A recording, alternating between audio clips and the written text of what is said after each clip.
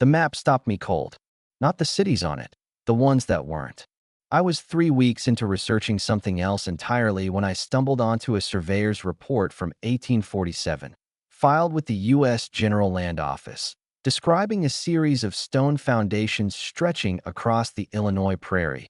Foundations too large, too geometrically precise, and too deeply buried to have belonged to any native settlement, the official record acknowledged. The surveyor's name was Increase Lapham. He documented it carefully. Then the report was filed, and the foundations were built over. That was the beginning. What followed was 8 months of archival work across 4 countries, cross-referencing municipal demolition records, colonial survey maps, archaeological suppression cases, and the quiet, persistent testimony of engineers, surveyors, and antiquarians who kept noticing the same thing in wildly different places, cities beneath cities, infrastructure beneath infrastructure. Evidence of organized, sophisticated habitation that didn't fit the timeline we were given. 7 cases, 7 locations, 7 buried cities that someone, at some point, decided the world didn't need to know about. The pattern, once you see it, is very hard to unsee. The official story goes like this. Human civilization advanced in a roughly linear progression. Hunter-gatherers settled into agricultural communities. Agricultural communities grew into city-states. City-states evolved into empires. Empires collapsed. The Dark Ages followed. Then the Renaissance. Then industrialization. Then us. It's a clean narrative, pedagogically useful. And mainstream archaeology has done extraordinary work filling in its details. Excavating Mesopotamia, mapping Catalhoyuk, carbon dating the timbers of Jericho. The academic consensus isn't arbitrary. It's built from genuine fieldwork, genuine scholarship, and genuine peer review. I want to be fair to that. I need to be fair to that. But fairness also requires asking what happens when the evidence doesn't cooperate with the timeline. What happens when a city turns up where no city should be? What happens when the carbon dates come back wrong? When the foundations run too deep? When the construction techniques don't match the supposed era? What happens, in too many documented cases to be comfortable with, is that the evidence gets buried again. Not always deliberately. Sometimes through bureaucratic inertia. Sometimes through funding priorities. Sometimes through the simple human tendency to discard what doesn't fit the frame we're already using. But sometimes, and this is the part that kept me up at night, it looks considerably more intentional than that. Let's start with the numbers. In 1871, a fire consumed roughly 3 square miles of central Chicago. The official cause, a cow, a lantern, a barn on DeCoven Street. What's less discussed is what the fire exposed in its aftermath. As crews began clearing rubble and excavating foundations for the rebuild, workers repeatedly encountered what engineers at the time described as prior construction, brick and stonework at depths inconsistent with the city's official founding date of 1833. The Chicago Tribune, November 14, 1871, contains a buried notice, forgive the phrasing, describing the discovery of what appear to be the remains of substantial structures predating any known settlement. The notice runs 4 sentences. It's never followed up. The rebuilding crews kept working. The old foundations were incorporated into the new ones, paved over, built upon. Within a decade, a new Chicago stood on top of whatever Chicago had stood on top of before. Speaking of unexplained depth, there's a surveying anomaly in St. Louis that's been quietly documented since at least the 1850s. Multiple independent surveys of the city's older districts, particularly the area around what is now the Gateway Arch, recorded stone-cut channels and drainage infrastructure at depths ranging from 12 to 20 feet below the colonial-era French foundations. French settlers arrived in 1764. Their foundations sit, neatly, at the expected depth. The channels below them do not belong to any known pre-colonial construction tradition. The Army Corps of Engineers encountered them again during the Gateway Arch excavation in 1959 and 1960. The project logs, held in Record Group 77 at the National Archives in College Park, Maryland, describe anomalous subsurface features in language precise Which brings me to the one that started this entire thread for me. The one I couldn't explain away. Mohenjo-Daro sits in present-day Pakistan, in the Sindh province, along the Indus River. Excavated beginning in 1920 by R.D. Banerjee and later expanded by John Marshall of the Archaeological Survey of India, it's one of the world's most studied ancient cities, dated to approximately 2500 BCE, part of the Indus Valley Civilization, a Bronze Age urban culture of extraordinary sophistication. Grid-plan streets, municipal sewage systems, standardized brick dimensions, a population estimated at 40,000. All of this is in the textbooks. What's less prominently featured is the layer beneath it. In Marshall's original excavation reports, published in 3 volumes between 1931 and 1973, he describes reaching what he termed the lowest stratum and discovering evidence of yet older construction. Not a different culture building on ruins. Evidence of the same architectural vocabulary, the same brick standardization, the same drainage logic, at depths that push the habitation timeline significantly further back than the accepted date. Marshall himself flagged this as requiring further investigation. The further investigation, formally speaking, was never funded. Ernest Mackay, who continued excavations through the 1930s, noted in his 1938 report, further excavations at Mohenjo-Daro, available at the British Library under shelfmark ORB.40/461, that the water table prevented full exploration of the lower levels. This is true. The water table at Mohenjo-Daro is a genuine excavation challenge. What he also noted, in a subordinate clause that's easy to skip, is that the infrastructure they could partially access at lower depth appeared more sophisticated, not less, than the layers above it. Civilizations typically improve over time. They build up, not down. A more sophisticated layer beneath the accepted founding layer is not a footnote problem. It is a foundational problem. Maybe the water table is the whole explanation. Maybe the lower stratum is an anomaly of preservation, not chronology. Maybe. But here's what matters. The lower stratum has never been fully excavated. The site is now a UNESCO World Heritage location. Full excavation has been, for practical and funding and diplomatic reasons, indefinitely suspended. The evidence sits in a water table in Pakistan, unexamined, neither confirmed nor denied. Let me take you to Ecuador, specifically to the province of Morona Santiago, and to a discovery that didn't make international headlines the way it should have. In 2012, a team led by Benoit Duverneuil, a Belgian documentary filmmaker working with local Ecuadorian researchers, documented a series of megalithic structures in the remote jungle interior. Pyramidal stone construction with internal chambers, aligned to cardinal directions, sitting beneath centuries of jungle overgrowth. The structures were subsequently examined by archaeologists from the Casa de la Cultura Ecuatoriana.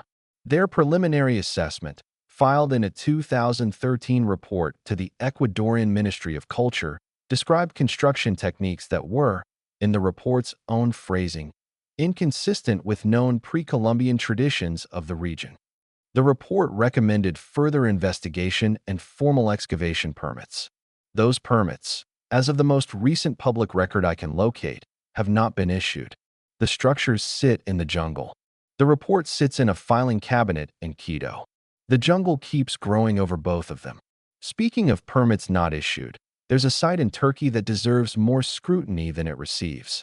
Göbekli Tepe, the 12,000-year-old temple complex in southeastern Anatolia, is now reasonably well known.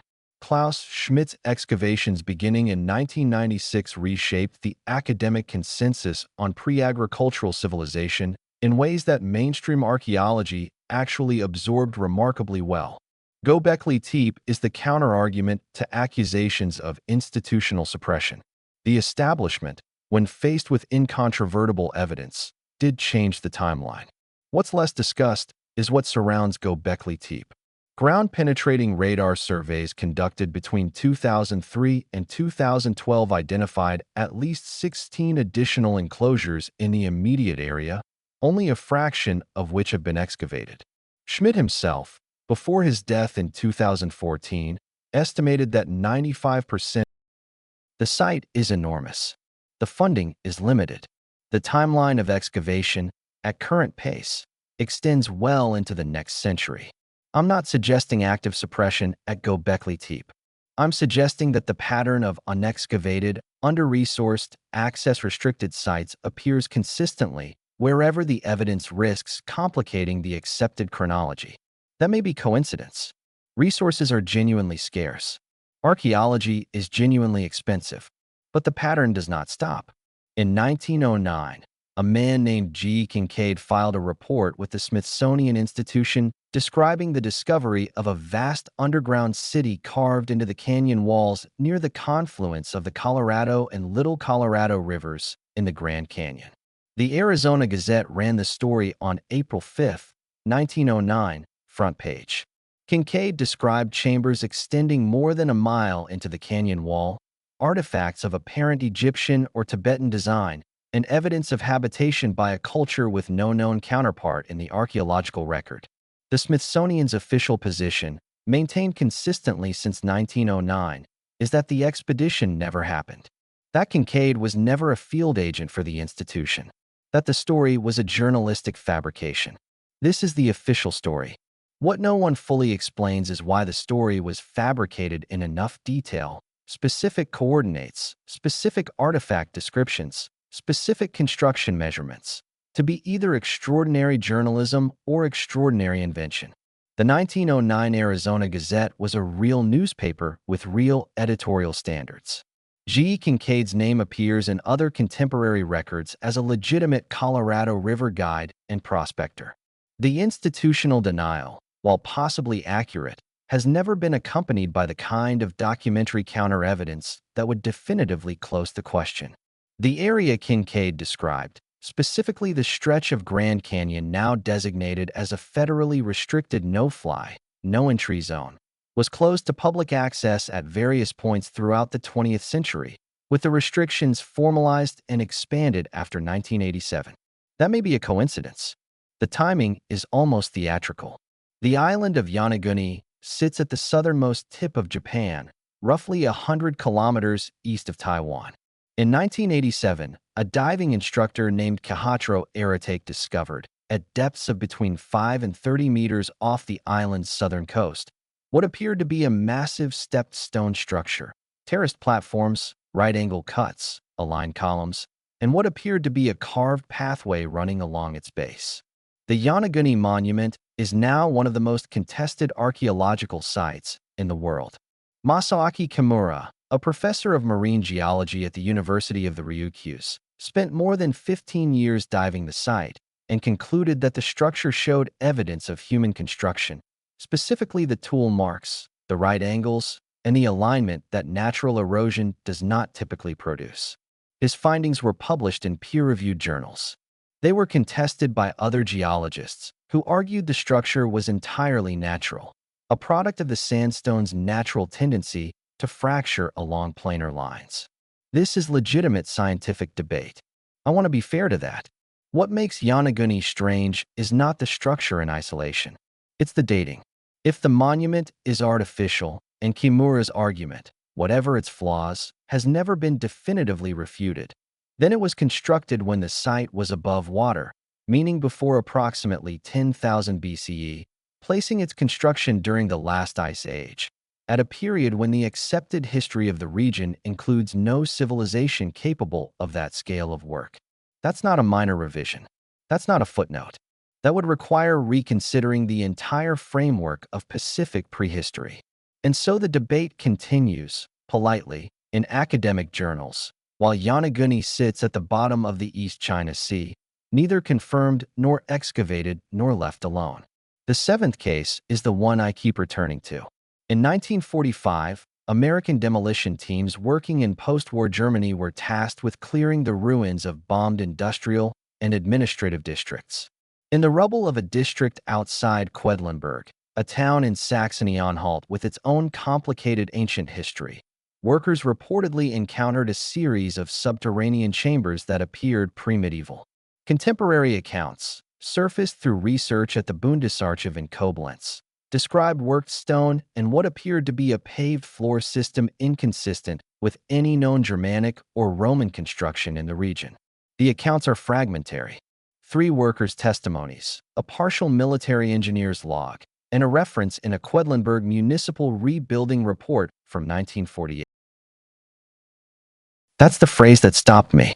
Not documented and reported to relevant authorities. Not preserved pending academic review. Filled and consolidated. The rubble of a bombed city was used to bury whatever was found in that rubble. The rebuilding happened on top of it. The town of Quedlinburg is today a UNESCO World Heritage Site, celebrated specifically for its well-preserved medieval architecture. Maybe the chambers were medieval. Maybe the workers' descriptions were imprecise. Maybe the engineer was wrong about what he was looking at. Maybe I'm seeing patterns where none exist. But the filing cabinet at the Bundesarchiv is real. The municipal report is real. The phrase "filled and consolidated" appears in a document written by a military engineer with no apparent motive for fabrication. And once you see that phrase in the context of 7 similar cases across 4 continents, spanning 2 centuries of documentation, you cannot easily read it as coincidence. Here's what I'm not saying. I'm not saying there's a coordinated global conspiracy to erase human history. The world is not, in my experience, sufficiently coordinated for that. Bureaucracies are chaotic. Institutions are slow. Archaeology is chronically underfunded. Many of the gaps in the record are explicable through inertia, resource scarcity, and the simple, grinding reality of how knowledge is and isn't preserved. I'm not saying the official timeline of human civilization is entirely fabricated. It isn't. The work of thousands of legitimate archaeologists, historians, and scientists represents real knowledge, carefully accumulated. What I am saying is this. The pattern of unexcavated sites, restricted access zones, suppressed reports, and filled and consolidated chambers appears consistently and disproportionately at locations where the evidence risks extending the timeline of organized human habitation further back than the current consensus allows. That might be confirmation bias on my part. I've spent 8 months in these archives, and I'm aware that pattern seekers find patterns. I'm trying to account for that. But the documents are real. The dates are real. Increase Lapham's 1847 survey is real. Mackay's subordinate clause about the lower stratum is real. The Army Corps of Engineers project logs are real. The phrase anomalous subsurface features in Record Group 77 is real. The archive still exists for now. There's a researcher named David Hatcher Childress, controversial, frequently dismissed, sometimes credulous, who has spent 40 years cataloging cases like these. Whatever you think of his conclusions, his bibliography is extraordinary. The sources check out. The documents he references exist in the archives he cites. He's been wrong about interpretations. He's been right about locations. There are municipal engineers in 6 American cities who, in the course of routine subway and utility excavations since 1970, have filed reports describing pre-colonial construction they cannot explain. Most of those reports sit, unread, in municipal archives. Some have been digitized. Most have not. There are descendants of the workers who cleared the rubble in Quedlinburg in 1946. Some of them, according to local oral histories collected by the Quedlinburg Stadarchiv, were told not to discuss what they found. I don't know what they found. I don't think anyone living does, with certainty. What I know is that 7 cities, in Illinois and Missouri, in Pakistan and Ecuador, in Turkey and Japan and Germany, carry evidence of something older than we're supposed to find there. What I know is that in each case, the evidence was buried, restricted, unfunded, filled and consolidated, or dismissed before it could be properly examined. And somewhere in a filing cabinet in Quito, or College Park, or Quedlinburg, a report sits that no one has officially read in 50 years, describing something that doesn't fit, that was documented carefully by a professional who had no reason to invent it. I don't have answers. I have the documents. And the documents have questions that have never been answered. That's the part one can't let go of. That's the part, I suspect, you won't be able to let go of either. The surveyor's report from 1847 is held by the State Historical Society of Wisconsin. The Army Corps of Engineers project logs are accessible through the National Archives and Records Administration, Record Group 77. Ernest Mackay's further excavations at Mohenjo-Daro is available at the British Library. The 1909 Arizona Gazette is archived at the Library of Congress chronicling American